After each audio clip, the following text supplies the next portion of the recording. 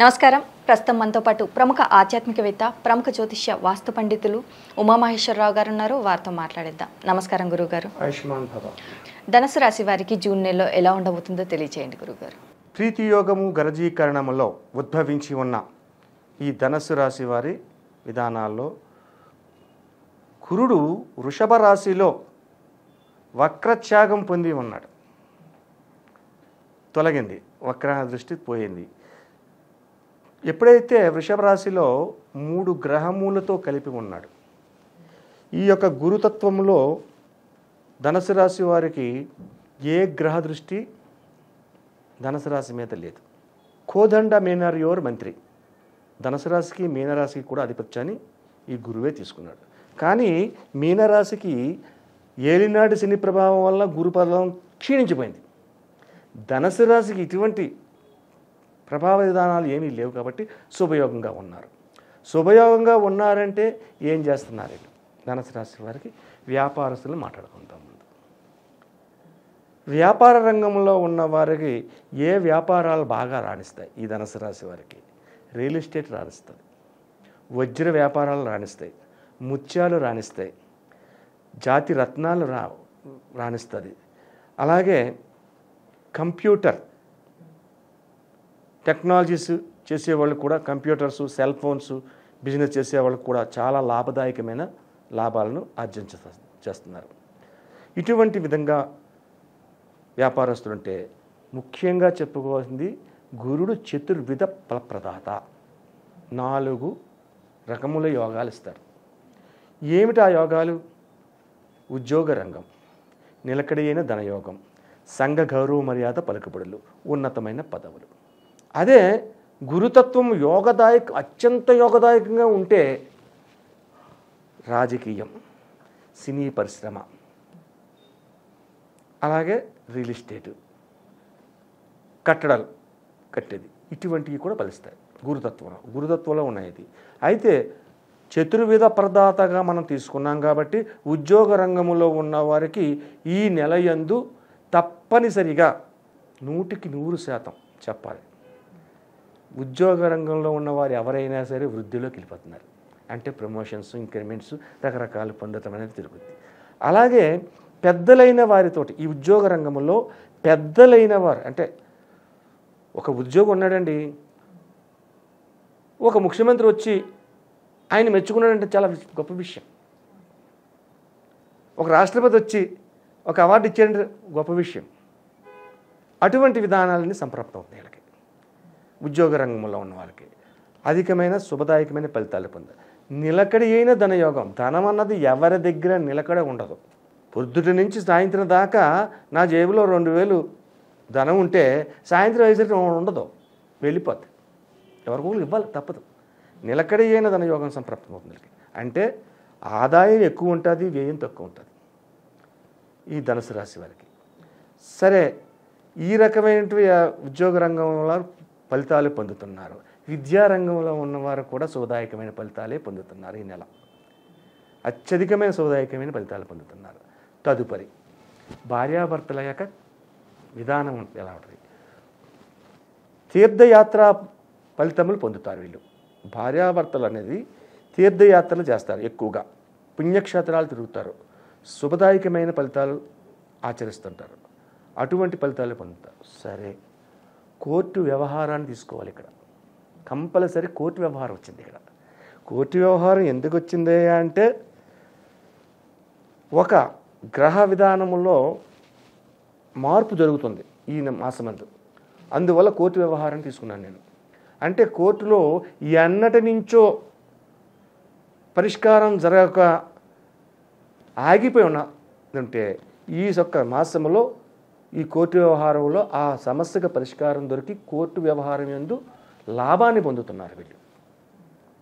అంటే శుభదాయకమైన తీర్పు వస్తుంది.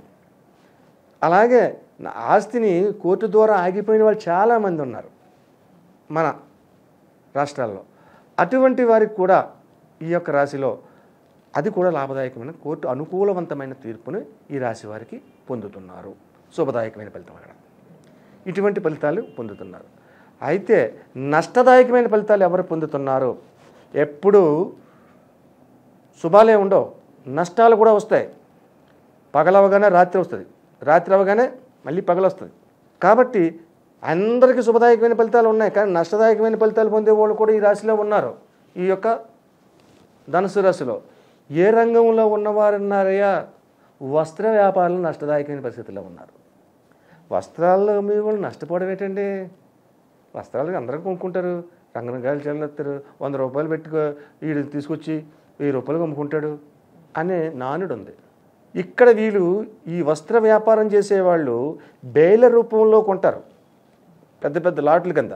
అక్కడ మోసం జరుగుతుంది వీళ్ళకి, అంటే నష్టం జరుగుతుంది. వీటికి రావాల్సిన బేలు మారిపోయి ఇంకో బేలు వస్తుంది. పట్టు చీరలతో బేలు రావాలి, కాటన్ చీరలు వచ్చింది, ఏమైంది? అటువంటి విధంగా నష్టపోవడానికి అవకాశం ఉన్నది ఈ వస్త్ర వ్యాపారం. కాబట్టి వస్త్ర వ్యాపారం చేసేవారు ఎవరైనా కూడా తస్మాత్ జాగ్రత్త. అందరికీ శుభయోగమైన ఫలితాలు చెప్పాము. ధనుసు రాశిలోని లాభాలు బాగానే ఉన్నాయి, వ్యవహారాలు బాగానే ఉన్నాయి, అనుకున్న పనులు అనుకున్న సమయంలో చేయగలుగుతున్నారు, ఇవన్నీ బాగానే ఉన్నాయి. నష్టదాయకమైన పరిస్థితుల్లో ఉన్న వ్యాపారస్తులు ఉన్నారు, వాళ్ళు కూడా జాగ్రత్త పడండి అని చెప్పాము. అయితే పరిహార మార్గం ఏం చేసుకోవాలి? వస్త్ర వ్యాపారాలకి చెబుతున్నాడు కదా పరిహారం అని అనుకోకండి. ఈ రాశిలో ఉన్న వారందరికీ కూడా పరిహారాన్ని చేసుకునే విధానం ఉంటుంది. ఈ యొక్క రాశి వారు ధనస్సు రాశికి ఆధిపత్యాన్ని వహించిన గురుడు దేవత, అందరికీ గురువైన దేవతలు అందరికీ గురువు, కోదండ మేనర్యోర్ మంత్రి. కాబట్టి గురుతత్వ విధానంలో ఉన్నాడు కాబట్టి ఐరావత విధానాన్ని అవలంబించాలి. ఐరావత విధానం అంటే ఏముంది? గోమాత, గోవుకి చక్కటి పళ్ళు, ఏది ఈరోజు ఈ వారము ఆ వారం అని చెప్పటం లేదు, చక్కని పళ్ళు ఏదోటి, అరటి పళ్ళు, టమాటా పళ్ళు, లేకపోతే దుంపలు ఉంటాయి, తెల్ల దుంపలు అని అమ్ముతారు, పొటాటో, ఆ పళ్ళని ఉడకబెట్టి అవి పెట్టండి, గోమాతకి పెట్టండి. 3,000,000 దేవతలను ఆరాధించిన ఆరాధన పొందాలి. అక్కడ గోమాత అనేది ఎక్కడుంది? స్వర్గంలో ఉంది, కామధేనువు. ఆ కామధేనువుగా ఆరాధించాలి. కాబట్టి ఈ యొక్క ధనుసు రాశి వారు గోమాత ఫోటోని, ప్రతి దేవత బొమ్మలున్న ఫోటో ఉంటుంది, ఆ చిన్న సైజు ఫోటో ఒకటి, కొంచెం బాగా చిన్నది కాకుండా కొంచెం పెద్దగా ఉండేది తీసుకొచ్చి ఇంట్లో పెట్టి ప్రతి శుక్రవారం నాడు కూడా, శుక్రవారం ఒక ఫోటోకి దండ వేయండి, అగరత్తులు వెలిగించండి, నమస్కరించండి. ప్రతిరోజు బయటికి వెళ్ళి గోమాతకి ఆహారాన్ని ఇవ్వండి. ఆహారాన్ని ఇస్తే 3,000,000 దేవతలను ఒకేసారి పూజిస్తున్నారు. కాబట్టి ఈ యొక్క పరిహారం వల్ల శుభదాయకమైన, అత్యంత లాభదాయకమైన ఫలితాలు పొందడంతో పాటు నష్టదాయకమైనటువంటి వ్యాపార రంగంలో ఉన్న వస్త్ర వ్యాపారాలకి వారికి అటువంటి నష్టాన్ని దగ్గరికి రాకుండా దూరం అయ్యే పరిస్థితి వస్తుంది. కాబట్టి ఈ యొక్క ధనుసు రాశి వారు నిత్యం గోమాతకి ఏదో ఒక పండు, ఇంకా మీరు భుజించకుండా ఉండి పెడితే ఇంకా మంచిది. అంటే పొద్దుటే కాఫీ టిఫిన్ తాగుతారు, అది కూడా చేయకుండా స్నానం చేసి ఇంట్లో దేవుడికి నమస్కరించి గుడికి వచ్చి దేవుడికి నమస్కరించి ఒక పండు ఫలము గోవుకి తినిపించండి. ఆ కింద పెట్టకూడదు, తినిపించాలి. తినిపిస్తే అత్యధికమైన శుభ ఫలితాన్ని పొందుతారు. ప్రతిరోజు ఈ నెల రోజులు శుభదాయకమైన ఫలితాలు పొందుతారు. చేయండి అలాగే గురువుగారు, ధనుసు రాశి వారికి జూన్ నెలలో ఎలా ఉండబోతుంది, మరి వీరు పాటించాల్సిన పరిహారాలు ఏంటనేసి చాలా చక్కగా వివరించారు. ధన్యవాదములు. ఆయుష్మాన్ భవ.